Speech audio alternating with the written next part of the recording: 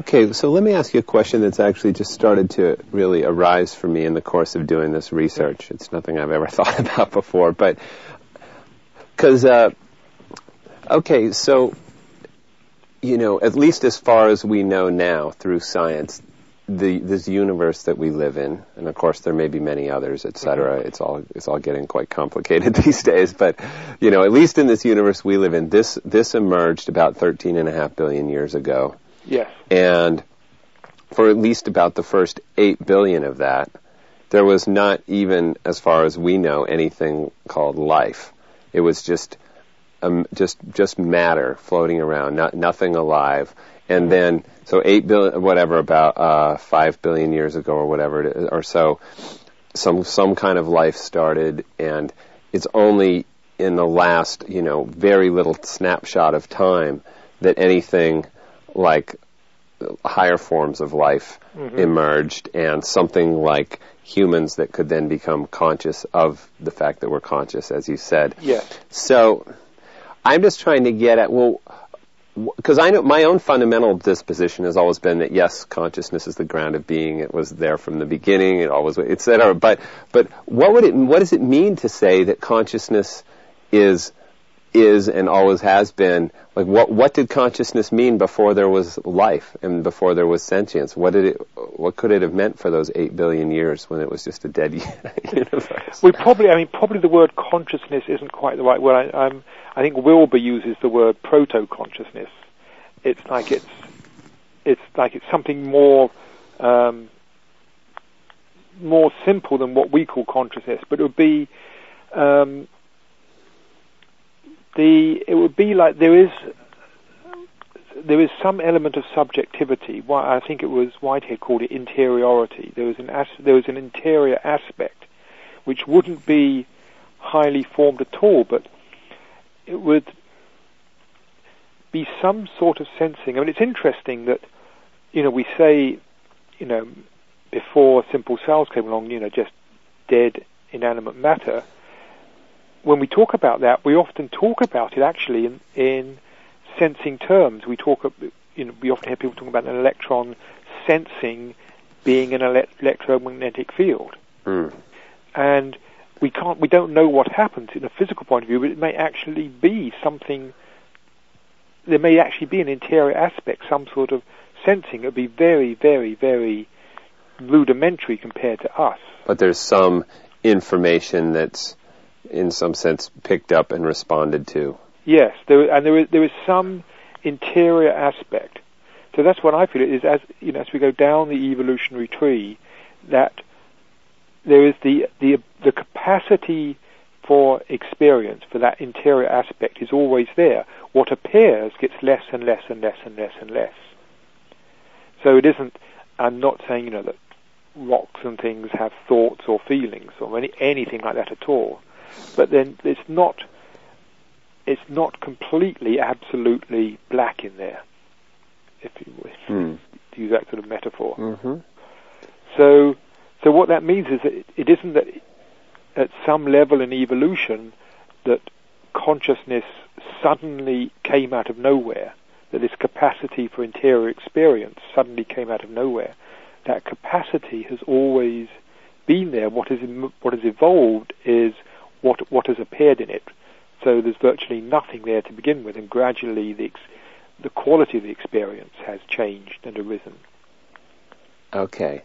And so in this way of thinking, it would be that at some point in the progression of evolution, matter/proto-consciousness, whatever it is, reached a certain level of complexity of organization that enabled some, what would we say, just a larger, more complete, deeper kind of experience? Yes, I think it's been deepening all the time. Mm-hmm. So, I mean, at the level of bacterium, there may just be the faintest sense of whether it's, you know, warm or light.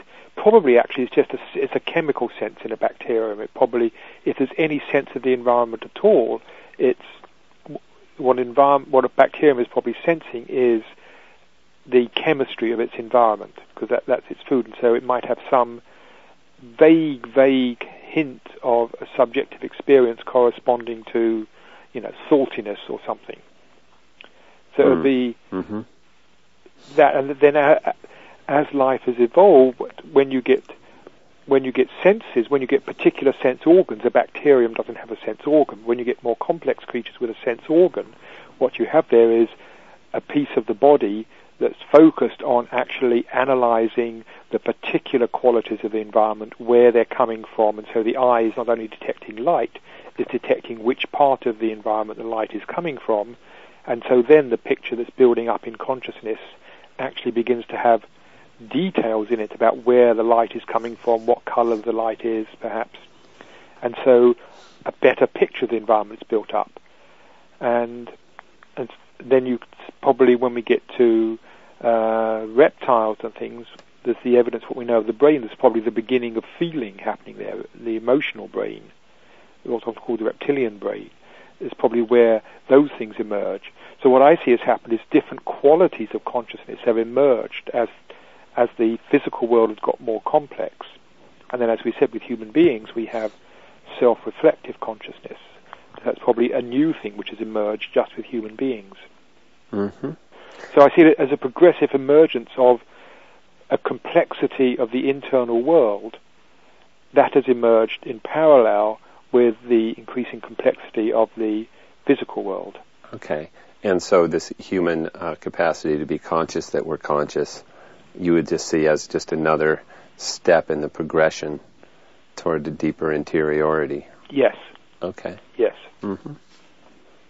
So then in that sense, science's attempt to show how the brain produces consciousness, you would say, is a misguided attempt that's never going to get there because it's operating from a faulty assumption. Yes. Yeah. So do you think science will ever explain consciousness? Not in that way, no. Mm-hmm. I don't think consciousness, it will never be explained as something which arises from matter. Mm-hmm. That's my view. And I think we're a bit like the old medieval astronomers who are trying to explain the motion of the planets on the assumption that the Earth was the center of the universe, and they never could. They kept on thinking up more and more complex patterns, but they could never actually get there until Copernicus came along and turned the whole thing inside out, and then it started making sense. Mm-hmm. So I think it's a paradigm problem. We're caught in the wrong paradigm here. Yeah, you bring up paradigm. There was a quote I wanted to have you respond to from your book, From Science to God, where you say, our inability to account for consciousness is the trigger that will in time push Western science into a paradigm shift. I was wondering if you could talk a little bit about why you think it will do that and how you think that will occur. Well, paradigm shifts are triggered when a paradigm encounters what Thomas Kuhn, who really introduced the whole idea of paradigm into Western culture, what he called an anomaly. An anomaly is something which cannot be ignored, but it cannot be explained. And so within the current system. And so the motion of the planets was an anomaly for the old worldview of the Earth at the center of the universe. Mm-hmm. And he showed that what normally happens then is, first of all, it's ignored, and then people try to explain it within the old paradigm because we hold on to our beliefs almost more strongly than we hold on to anything in the world. We hold on to our beliefs about how things are. And then eventually somebody comes along with a bright idea that basically creates a new paradigm that does explain the anomaly. And I think the paradigm we're in at the moment, we're in more than a paradigm. It's what I call a meta-paradigm. It's bigger than a paradigm. I define a meta-paradigm as the paradigm behind all the paradigms. And the paradigm behind all our different scientific paradigms is the view that the real world is the material world, and everything, once we understand the material world, we'll understand everything. And it's in that paradigm that meta-paradigm that we are trying to explain consciousness. And the anomaly for that, the finding that we cannot explain, is consciousness itself. it's one thing we cannot deny, the fact we are all conscious, we are all experiencing beings. It's probably the only thing we know for absolute certain is that we are experiencing beings. And yet, we haven't found any way of explaining it. And so we're a bit like the medieval astronomers who keep on trying to think up more complex orbits of things going around the Earth. We keep on trying to think up how possibly consciousness could come out of the brain.